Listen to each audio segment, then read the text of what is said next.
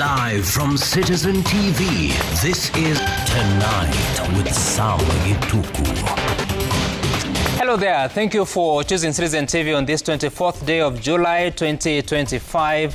And tonight on Data Point, we're focusing on the IEBC. This is the second full week of the new commission, and we'll be looking at the budget that they are talking about of 61.7 billion shillings, which is the budget for the 2027 elections. And to do that, they have outlined that they require to roll it out in 3 years. For the current financial year, the IEBC has been allocated some 9.6 billion shillings, but it's not sufficient to execute some of the duties and responsibilities they'll have to carry out, which includes the by-elections. They are talking about some 23 by-elections. I'll be telling you where they are situated as we talk about the road to 2027 and what that budget implication that will be. How much does a by-election cost? We'll be talking about that later on Data Point. But also tonight, the News Gang is live tonight, and we'll be diving into the conversations of the latest in the public sphere. But first, here are the top stories tonight.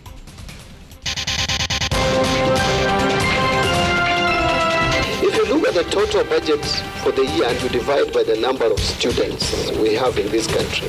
Instead of 22,000, we are funding up to about 16,900 shillings. Out of funds, Treasury CS John Mbadi says government is no longer able to pay for free education in schools and universities. And it doesn't mean that if demonstrations are against the executive, when the DPP makes a decision, it is from the executive. No, we make our own decision based on the law. That is the law. Director of Public Prosecutions defends controversial terrorism charges slapped on some of anti-government protesters. Najua mmepata payslip na pengine hujaona ile 10% yenye iliongezwa juzi. Ni kwa sababu tu cross to the new financial year. By the time your next month, your August, payslip yenu itakuwa ina reflect plus the arrears. Be patient with us. Government moves to address disquiet in the police service over delayed salary increments. Let Ruto go, then we will figure out. To me, that sounds like the wash on manship. He's a very confused person, extremely confused. From domestic brawls to intercontinental mudballs, the Ruto-Gachagua post-divorce proceedings, and Kenya's decline at home and abroad on the News Gang. Good evening. Our sign language interpreter is Yola Nzale. Tonight, the government says it can no longer fully fund free education in public primary and secondary schools. National Treasury Cabinet Secretary John Mbadi says the financial burden is too heavy for the state to sustain, forcing a cut in capitation funding. This development could push parents to dig deeper into their pockets at a time when the education sector is already in the thick of controversy due to discovery of ghost schools and problems such as unpaid debts, among other challenges. Melita Oletenges reports. The storm in the education sector is far from over. Treasury Cabinet Secretary John Mbadi, appearing before the National Assembly Committee on Education, now says the government cannot sustain the full capitation of 22,000 shillings per secondary school student, managing only 16,900 shillings. If you look at the total budget for the year and you divide by the number of students we have in this country, instead of 22,000, we are funding up to about 16,900 shillings. If we work with 22,000 per child for senior secondary school and the 15,000 per child for the junior secondary school, and we work with 1,400 plus per child for free primary education, you will get higher figures than what is in the budget. This means parents will now have to shoulder more of the cost of their children's education, sparking concern among MPs who are demanding honesty from both the education and treasury ministries. The Education Committee also cast doubt on the effectiveness of the new Kenya Education Management Information System KEMIS, saying many students remain unregistered and are therefore missing out on capitation funds. Many schools are not receiving capitation equivalent to the number of students in their schools. because of chemis or NEMIS. It's a big challenge so that schools are operating on deficit. Many students who are in those schools are not getting what they are supposed to get. The ministry is currently, as I've said, developing the chemist system to collect, manage, and analyze education-related data from basic education to tertiary education to ensure efficiency. The revelation comes just days after the Auditor General revealed that public funds were paid to non-existent schools last year. Education Cabinet Secretary Migoso Gamba was on the receiving end. For example, we talk about Bomet High School, received 50 million. Bomet High School does not exist, but you send this money through Tenwek. Huge figures have been allocated to certain specific schools in specific regions, including allocating resources to ghost schools that do not exist. You have the directors, you have the county directors. You want to tell us it's because you are lacking a proper system like that to know there are ghost schools in this country. On the issue of money going to schools that do not exist, that is a criminal offense. It is not something that anybody can defend. And if that has happened, then we'll pass the information over to the DCI and that process can be done. With the future of government capitation in limbo and parents staring at more costs, the Ministry of Education says it plans to employ up to 24,000 teachers in this financial year. Melita Oletinges, Citizen TV. Still on education, and Treasury Cabinet Secretary John Mbadi is now warning of looming staff layoffs and the possible closure of satellite campuses as public universities struggle with chronic underfunding. Appearing before the National Assembly Committee on Education on Thursday, CS Mbadi said the government may also outsource services in cash-strapped institutions, admitting it can no longer fully meet the needs of government-sponsored students. And as Mary Mwoki now reports, the future of higher education in Kenya hangs in the balance, with public universities drowning in debt and the government running out of options. Public universities in Kenya are literally on life support, crippled by years of chronic underfunding, unpaid salaries, ballooning debts, and swelling student populations that have pushed once prestigious institutions to the brink. Now the government has formally sounded the alarm, announcing an unprecedented overhaul to salvage the system. This resolve has sparked uncertainty among university staff countrywide, whose jobs have now been placed on the chopping board. The Ministry of Education, in collaboration with the universities, is expected to develop a comprehensive reform strategy that will ensure financial sustainability within the public universities. One, restructure public universities to reduce unnecessary administrative costs, and two, measures of staff right sizing and outsourcing of non-core services, and finally, rationalizing satellite campuses and considerations for disposing such assets to offset pending financial obligations, among others. But the touted reforms will come at a steep cost for university staff. Jobs will be lost, entire campuses shut down, and worse, the future of thousands of young Kenyans from poor backgrounds now hung in the balance. Treasury CS John Mbadi bluntly declared that the government cannot and will not continue financing university education at current levels. For a long time in this country, we have been living a lie in the sense that we give universities our children to educate for free without funding. We have to be realistic and ask ourselves, do we continue living that lie or we do it differently? According to Mbadi, some universities are owed over 4 billion shillings, money he says was spent educating students for free since 2016, while admitting that the government was facing a cash crunch and unlikely to pay off that debt to universities. Mbadi also announced that the government is pushing forward with a controversial new funding model, one that shifts the burden to parents. This new model that was being resisted so furiously need to be supported to succeed. Call the administration and management of universities. They will tell you that this new model is helping them come out of the financial distress. That is the only way. We cannot, let us not cheat ourselves as a country, that we can finance fully and and make university education free.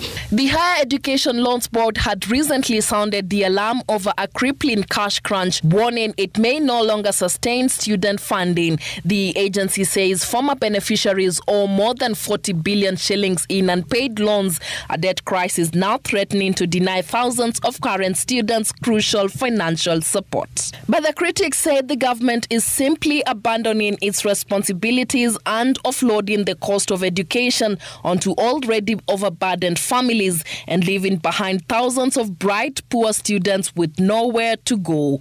Mary Mwoki, Citizen TV. Away from education into matters prosecution, the Director of Public Prosecutions, Renson Igonga, has defended the decision to charge several anti-government protesters under the Kenya Prevention of Terrorism Act, insisting the terrorism charges are based on law and national security and not political retribution. Igonga says the charges meet legal threshold and should not be seen as attempts to suppress political expression. Igonga warns he will continue preferring terrorism charges against anyone who destroys government property for installations. Willie Lusige reports. With mounting criticism over anti-terrorism laws used after the June 25th and July 7th protests, which saw courts and police stations torched,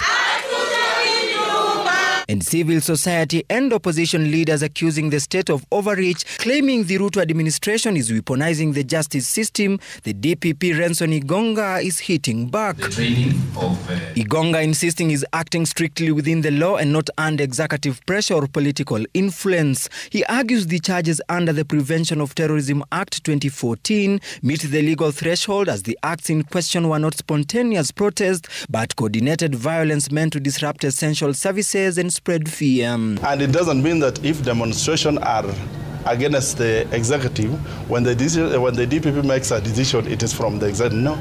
We make our own decision based on the law and evidence available. According to the ODPP, the destruction of state installations and attacks on government personnel qualify as terrorism under Section 2 and 4 of POTA, especially where intent is to cause serious disruption and public fear. Terrorism is not only when you bomb using bombs, but if you make acts that are endangering human life, government installations, that is an act of terrorism. Already several protesters, including 7 youth arrested in Machakos, have been charged with committing terrorist acts at Kahawa Locals and JKIA.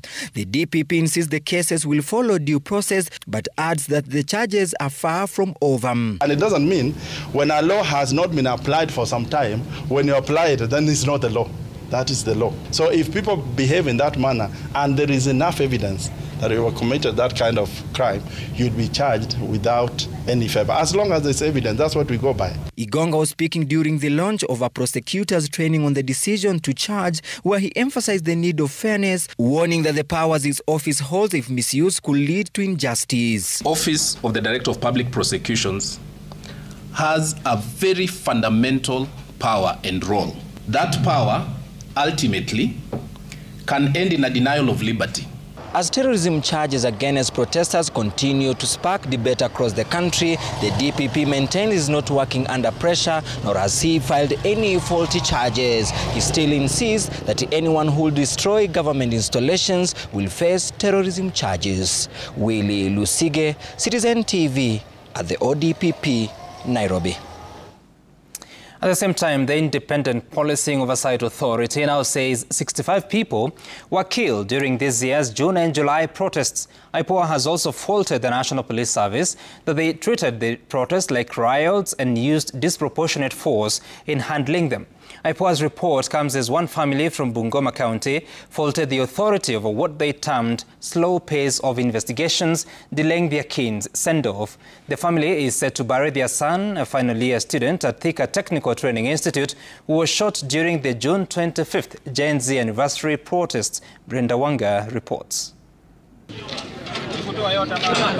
Nearly 1 month after he was shot during protests to mark the 1-year anniversary of the anti-government protests of 2024, family, friends and colleagues of the late Victor Odwor collect his remains for the journey home for burial. The late Victor was shot in Juja, but it has been a long agonizing wait for his family to get clearance for his burial. They blame the Independent Policing Oversight Authority, IPOA, for the slow turning of the wheels of justice. Tulienda IPOA, wakachukua statement. Kutokea hapo, wakaniambia bado watanihitaji, bado wanatafuta evidence, which means police ilikuwa bado hawajawapatia report. We have not yet gotten the postmortem report from the police because they are telling us that IPOA must approve for them to give us. They are taking us in circles. That autopsy report indicated that the late died from a single gunshot to the head. The autopsy is one of 61 that IPOA, in a report it has released today, says it has attended from the deaths that occurred in the 4 protests from June to July this year. The report also indicates that from those protests, beginning with the one held to demand accountability over the murder of teacher Albert Ojwang while in police custody, to the June 25th anniversary and the Sabasaba ones, 65 lives were lost. According to the oversight body, 1 person was killed during the Albert Ojwang death protests, 23 lost their lives during the 25th anti-finance bill commemorative protests, while the bulk of the deaths happened during the 35th anniversary of the Sabasaba protests, where 41 deaths have been reported so far. The deaths spread across 18 counties. The IPOA deaths tally mirroring the numbers issued by the CS Interior, but contrasting those figures given by the Kenya National Commission on Human Rights, another state outfit that puts the fatalities from Sabasaba at just over 60. The IPOA report faults the police for not following the law by deploying uniformed and non-uniformed officers who failed to display name tags or service ranks during the Albert Ojwang murder protests. It also finds fault with the police for treating the constitutionally allowed protests as riots and handling them as such. IPOA says the police were unprofessional, used disproportionate force on protesters, and failed to uphold public safety and order, especially during the June 25th protests.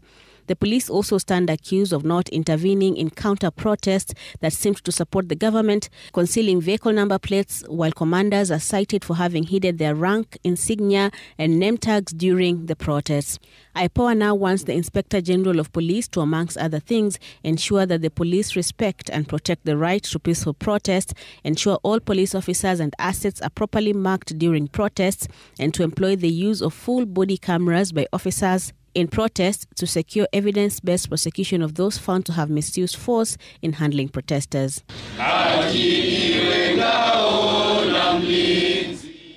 Brenda Wanga, Citizen TV.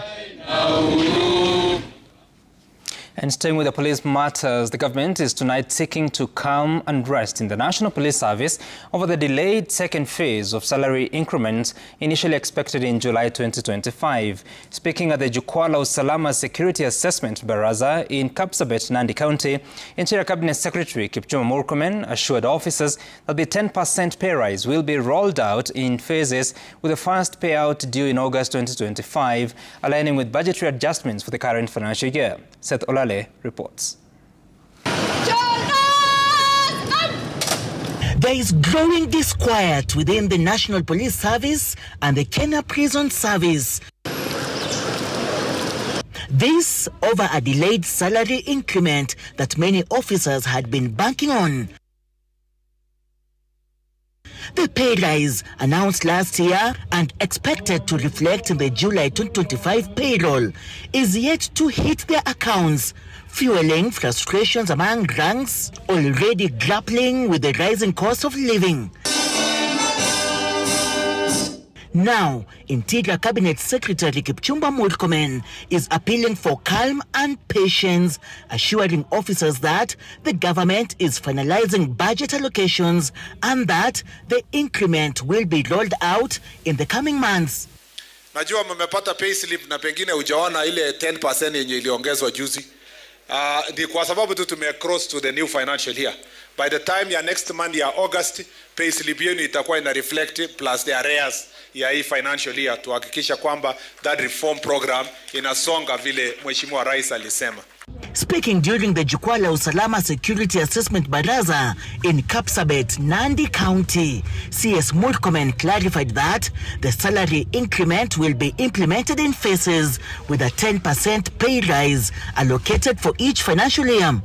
Based on ile program yenye rais aliweka, tuliona kwamba polisi wenye wako kwa law cadre wanaongezewa 10% mwaka jana, 10% this year na another 20% next year, ndio the whole program imalize. Following a presidential directive in 2024 and the recommendations of the Maraga Task Force report, the basic salary for police constables at the entry level rose by 4,000 shillings from 21,645 to 25,645. Minimum monthly gross salary for longest-serving police constable is 50,145. Salary increments for ranks like Senior Assistant, Inspector General, SAIG have been implemented, with the longest-serving SAIG earning up to 409,365 per month. Salary increases were also communicated for ranks like police corporals, sergeants, inspectors, and chief inspectors. Officers serving in peacekeeping missions receive equivalent salaries, benefits, and allowances. The National Police Commission also promoted 1,957 police constables between the ages of 53 and 59 who have held the same rank for over 30 years.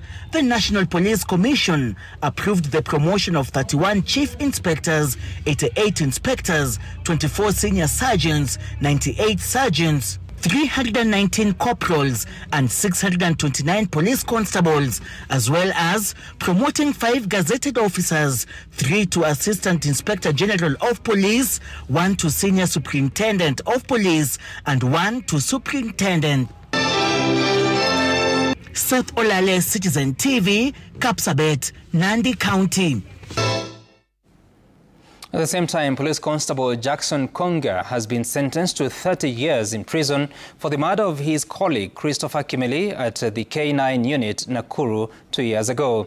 The judgment was delivered earlier today by High Court Judge Julius Nangea. Konga was charged with fatally shooting Kimeli on the morning of August 8, 2023. According to the prosecution, the two officers had a dispute over the handling of 2 suspects who had been arrested. Constable Konga opened fire, killing Officer Kimeli. The family of the late Christopher Kimeli has expressed satisfaction with the court's decision.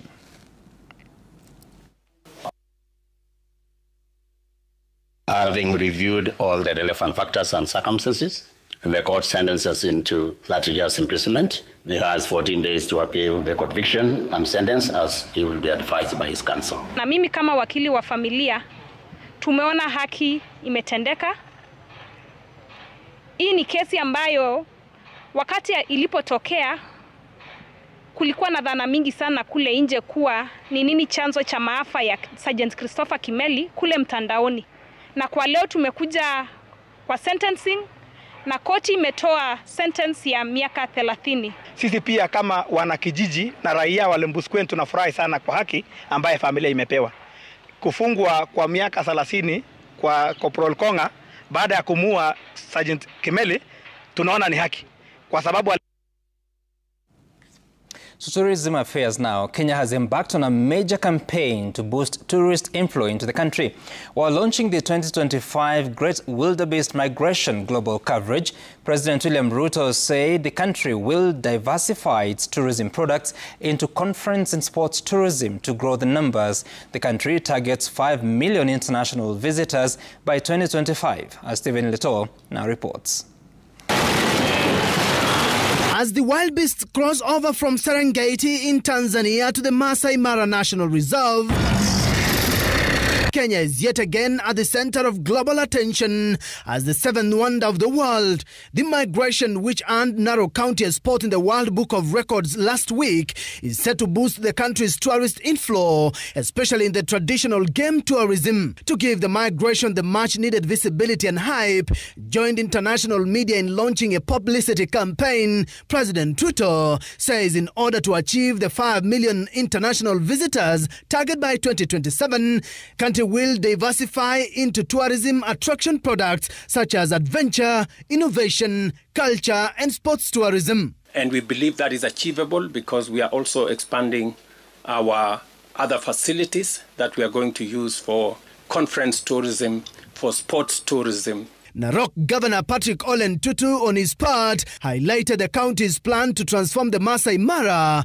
to a world-class tourism destination by implementing the Greater Masai Mara Ecosystem Management Plan, which emphasizes integrated land use and community involvement. And we have seen numbers increasing from China. And therefore, this is another milestone that today we are honored to have His Excellency the President to be part and parcel of our marketing strategy to the world. People don't visit Kenya. They come back to Kenya because this is the home of humankind. This is the place that all started. This is the home of human origins. President Ruto pointed out that Kenya's efforts to protect biodiversity, restore habitats and involve communities in stewardship have made the Masai Mara not only a wildlife haven but also a global symbol of sustainability. Stephen Letos, Citizen TV. And to correct that, the country targets 5 million international visitors by 2027, not 2025. We're taking a short break here on tonight. When we come back, we have more stories, including Data Point, where IEBC hopes to use up to 61.7 billion shillings in running the election of 2027. We'll take a look into that. On Data Point tonight, IEBC underfunded by up to 7 billion shillings as 23 by-elections beckon. Terra Gardens by username, just 20 minutes from go. Welcome back. Kennedy Kalombotole, the main suspect in the murder of a patient, Edward Maingi, at the Kenyatta National Hospital, has been transferred from Kilimani Police Station to Mbagathi Hospital for treatment. Kalombotole will remain under tight security. The suspect's lawyers questioned the decision to move Kalombotole from the KNH, claiming that they are confident he would receive comprehensive treatment there, but the court rejected that request. The prosecution claims that if he is returned to the KNH, where the incident occurred, it would pose a risk to other patients. A report from the police station where he was held states that the station can no longer detain him due to the inability to provide daily medication and treatment, as well as the food required for his existing medical condition.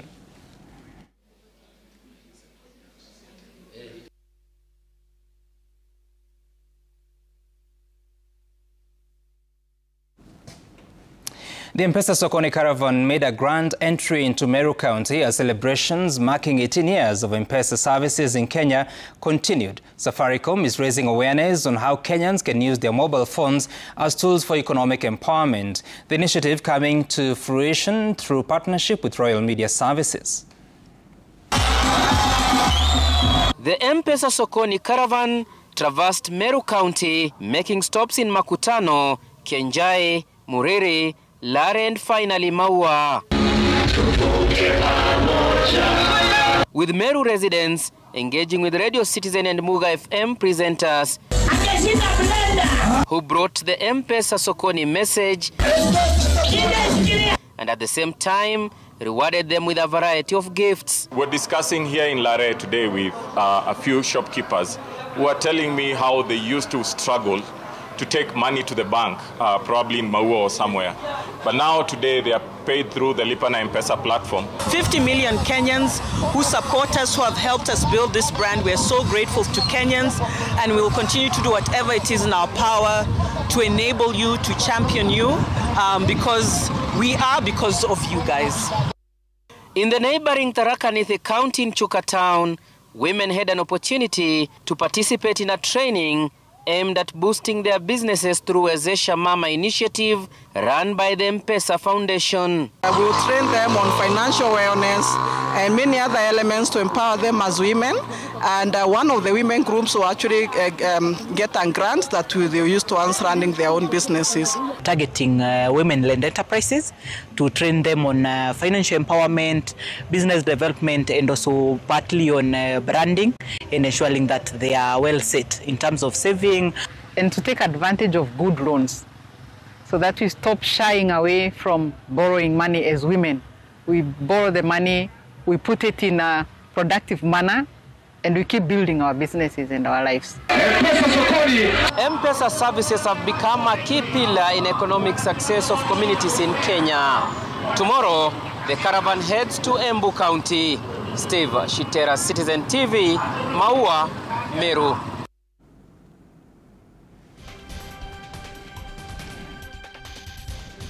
And it's time now for data point. We are focusing on the budget of the IEBC when it's approaching the elections of 2027. Already the figure that has been made public by the Commission is that of 61.7 billion shillings, that which it should cost the Commission in running the 2027 election. Let's break it down because it's supposed to be implemented across 3 financial years. So the first one is the current one, 2025-2026, at 15.3 billion shillings. You may want to know that so far the money allocated by Parliament to the IEBC is 9.6 billion shillings to run the affairs of the Commission. But of course, they are saying they would require this much of 15.3 billion shillings to run some of those services. For the financial year 2026-2027, which will end in June 2027, which will be 2 months or less than 2 months to the general election, they will require 25.4 billion shillings to be allocated. And the actual year of election, which is 2027, 2028, and you realize that August 2027 falls into that year, they will require 21 billion shillings. And in total, that gives you the 61.7 billion shillings. Let's focus on the breakdown of some of the activities that the Commission will be undertaking. You will recall that in the 2022 general election, there were 22.1 million registered voters. Of course, the register had to go through some cleanup after the auditing by an audit firm in the country. The additional voters that are expected by the Commission are up to 5.7 million registered voters. These are people that may have turned 18 since the 2022 general election, and also some Kenyans who may not have been registered by that time. So the projections for 2027 is a raw figure of 27.8 million voters. So that comes with its implication because it requires that you have extra polling stations. You recall that the law requires that a polling station cannot have more than 700 registered voters for the sake of management of the election day and efficiency. In 2022, the country had 46,229 voting stations or polling stations.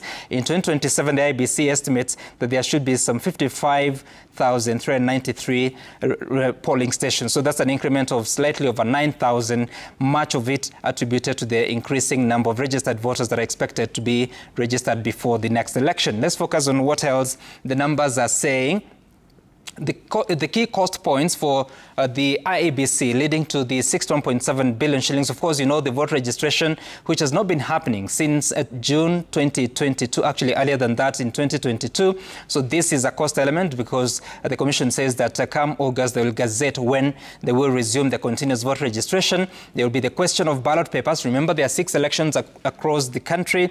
And of course, this also is determined by the number of candidates per seat. Then election operations have to be financed. There's so much logistics that have to be run. And of course, the election technology, which is a requirement in law that election must be a key component of management, those elections, that is technology. But also the KIMS kits, these are the gadgets that will be used to identify voters on the day of voting. Already they have said, the IEBC has said that it will cost some 7 billion shillings to buy new kits. Of course, there are some that can be reused, especially the 14,000 that were procured in the year 2022. Now, you may want to know, one of the key targets of the IEBC is to conduct by-elections. In total, there are 23 by-elections, 6 National Assembly, 1 for Senate, and 16 for MCAs. I want us to take a look at some of the parliamentary by-elections that will be undertaken. Baringo County is the county election because they have to elect a new senator after the senator of that county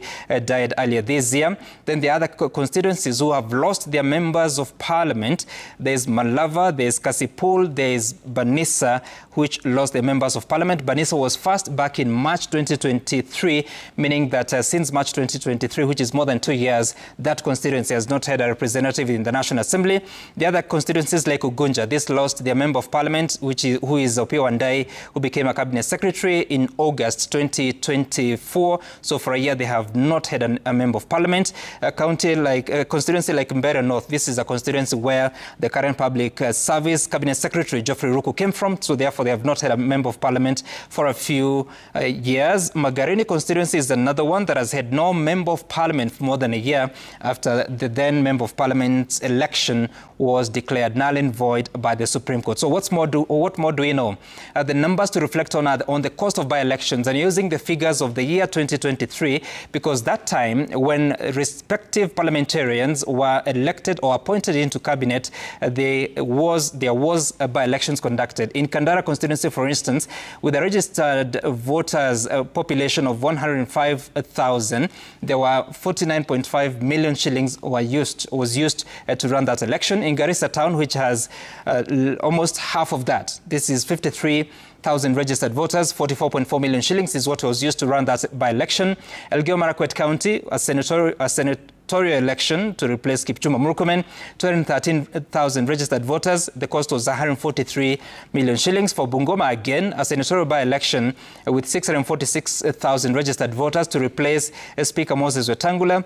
The cost was 233 million shillings. So you can see the effect of the registered voters on the cost, but also we can draw some conclusions. The total for those elections was 471 million shillings. Let's focus on what more.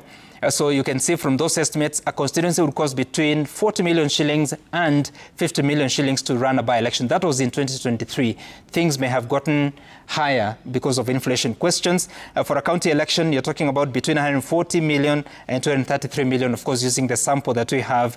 So you can start to imagine what will happen in those constituencies. Let's just take a look at the registered voters. In Baringo County, this has registered voters of 281,000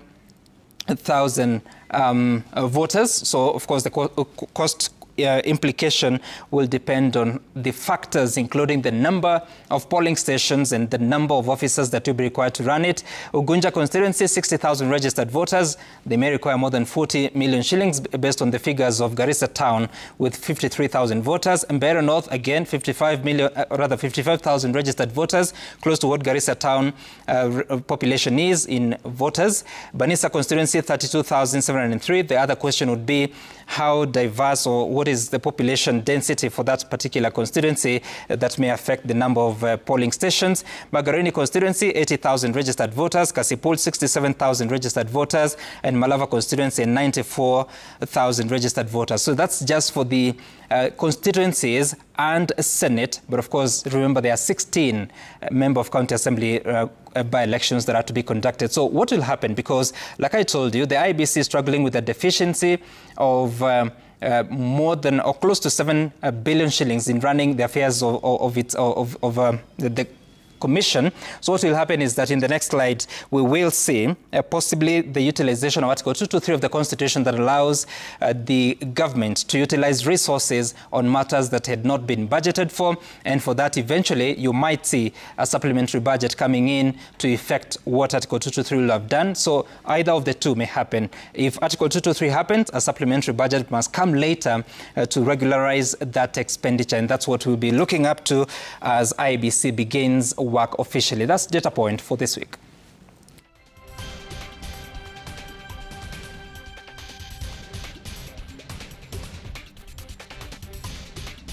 Coming up, Sri Krishna Overseas lists the NSC to fund expansion as more SMEs embrace the stock market.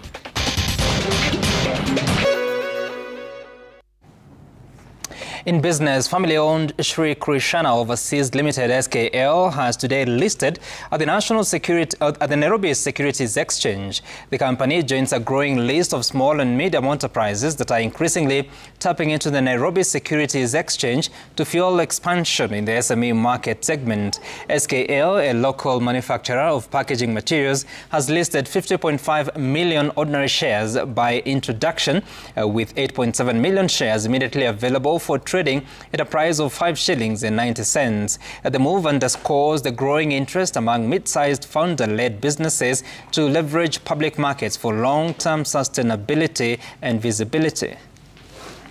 We know that each coin, how to use it. So don't worry, my coming investors and existing investors and joining shareholders. Your each coin to be used in a good cause. It is true that in the past, perhaps SMEs and family-owned businesses have found it difficult to access our market. We're changing that. In fact, the new regulations that were put in place from November last year make it easier. We've reduced the barriers to entry. We've reduced the requirements in terms of, or rather refined the requirements, so it is easier for businesses to get organized, to come together, of course work with NSC and CMA and the investment banks and stockbrokers to really package these businesses in line with our regulations and come to market. So the government has embarked on a mission to streamline its agricultural subsidy system through a newly proposed policy framework. The move is aimed at making financing in the sector more sustainable, inclusive and accountable.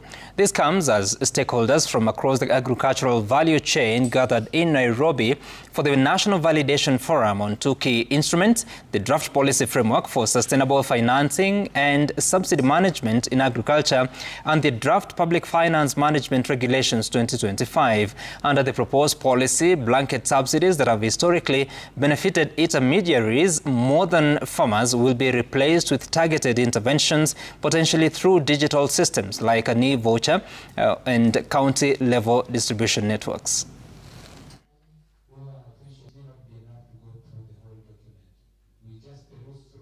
Historically, agriculture financing and subsidy support in Kenya have suffered an absence of clear, coherent policy framework. So consequently, many smallholder farmers and value chain actors have been locked out of these finance services and the subsidy benefits. So this limiting the sector growth and access to modern inputs. The subsidies can come in various forms. Like, for example, a farmer may benefit from insurance subsidy and may benefit from inputs like fertilizer and seed. But then you realize that if they don't go to one farm again, then the impact is not there enough. And then also issues of marketing, aligning both subsidy and marketing. So that alignment is what the policy framework is trying to address.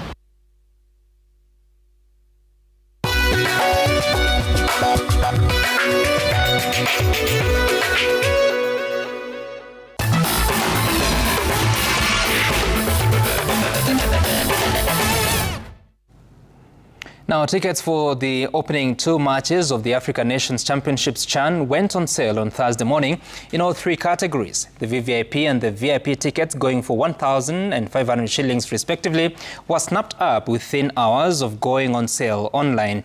Appearing before the Parliamentary Departmental Committee on Sports and Culture, the local organizing committee chairperson, Nicholas Musonye, said the stadium gates will be opened early and there will be barriers 1 kilometer away from the match venues to control the spectators, especially when the home teams are in action. There will be no tickets sold on the day of the match. Tickets, when can explain on 2nd or 3rd, there will be no sale of tickets on the 3rd. We said the previous day, so that people are prepared. Because if you allow tickets to be sold on the day of the match, that's when you get that kind of crowd without tickets. So the experience we had during Kenya Gabon was that some tickets were sold on the day of the match, and that the crowd was keen to watch Harambee Stars play at home after a very long time.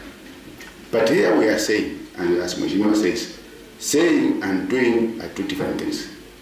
We have learned a lesson, and our security team with our LOC team also, we are having a meeting from today onwards daily to review our security organization.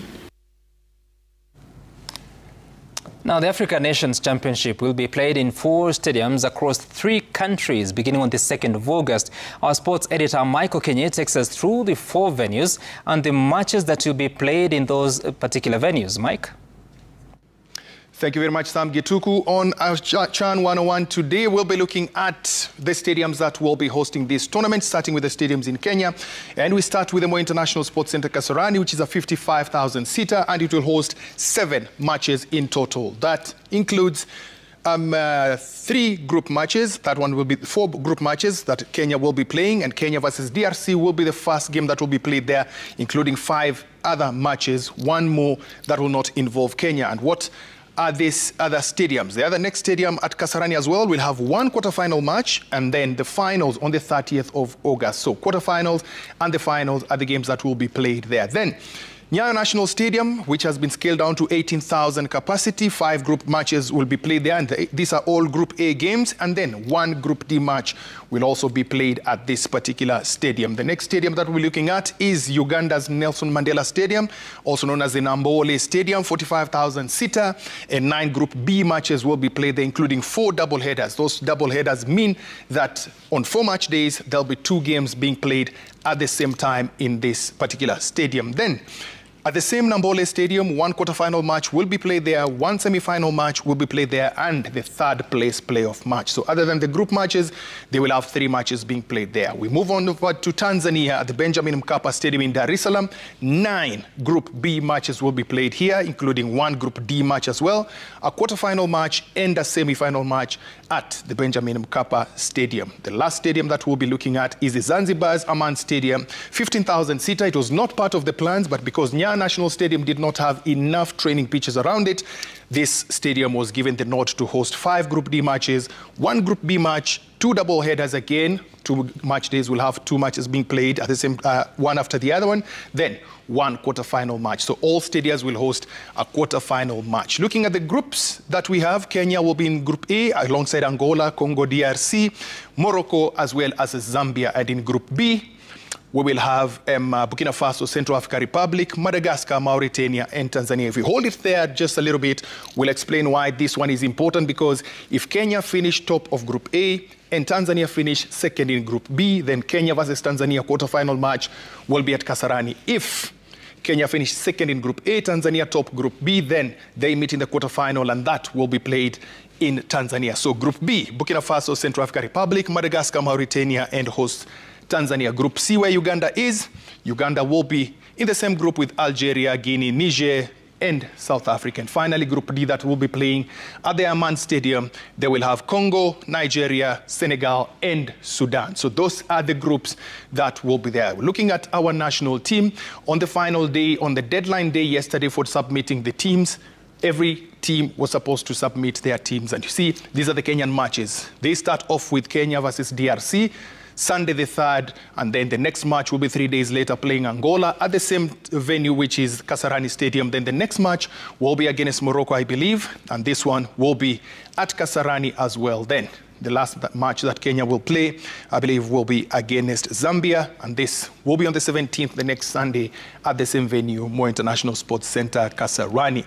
So the team that was named, this is a team that was named the final squad: Farouk Shikalo in goal, Daniel Sakari, Aboud Omar, Alfonso Mija, Sylvester Wino, going all the way to Boniface Mushiri, Austin Odhiambo. That's the squad that will be played. Earlier today, we had former coaches and former internationals in studio with Rashid Abdallah on Semana Citizen, and the coaches, that is Musa Otieno, Pamzo Molo, as well as they had former AFC Leopards and Gor Mahia goalkeeper Matthew Otomax-Owino, and they say that Harambee Stars, most likely from the squad that has been picked, they will be playing a 4-3-3 kind of system. And that 4-3-3 system, this is how they put up the lineup: Farouk Shikalo in goal, Daniel Sakari on the right-hand side, Aboud Omar on the left, Alfonso Mija as well as Sylvester Owino in central defense, then Austin Odhiambo on the left-hand side. On the right-hand side, in the midfield, they will have Alpha Onyango.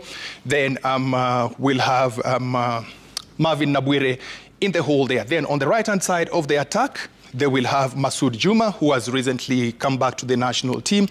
We'll have Felix Ochieng also as the main striker, as well as Boniface Mushiri, the soldier, playing on the left-hand side. I believe I've picked all the players that were picked by this team. Let's see what the coaches will pick for the first game against DRC on Sunday, the 3rd of August. Back to you, Sam Gituku.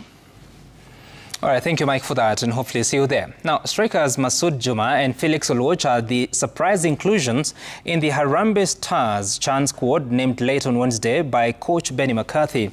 Juma has just signed for National Super League side Migori Youth, while Oluoch turns out for Posta Rangers. Oluoch impressed the coaches last week while playing against the Harambee Stars in a friendly match. Bandari's first and second choice goalkeepers Farouk Shikalo and Brian Omondi have been included in the final squad together with 3 of their teammates. Gor Mahia also has 5 players in the final squad, with Champions Police contributing 4 players. Shabana FC's youngster Austin Odongo also made the cut. The squad is currently in camp preparing for their opening match against the Democratic Republic of Congo on the 3rd of August. Huge part for me in the team, but as a coach, when I coach in South Africa, I was the one who signed him for Cape Town City, so I know the qualities of Juma, and I know when you have that type of quality available, then you would not be a smart coach if you don't include such players, if you can have them available for the national team. Under-20 international Aldrin Kibet's move to Celta Vigo in Spain has inspired more youngsters to pursue their dreams in Spain, where football development is considered among the best in the world. Another Nastic Sports Academy product, Tyrone Njoroge, is now in the books of FC Gebbia Academy, a football academy, as well as a semi-professional team in Spain. Tyrone landed in Spain in September 2023 and was at the Nastic Academy together with Aldrin Kibet and Emos Onjala. He then moved to FC Gebbia, where he is currently working hard to break into the first team. At only 17, he believes he is in the right space to make a mark in Spain and catch the eyes of the national team selectors in future. One of the biggest clubs I faced was Levante, which was an amazing experience. We didn't win that game, but I did play well, and I was able to also see the levels in the football that Levante brought.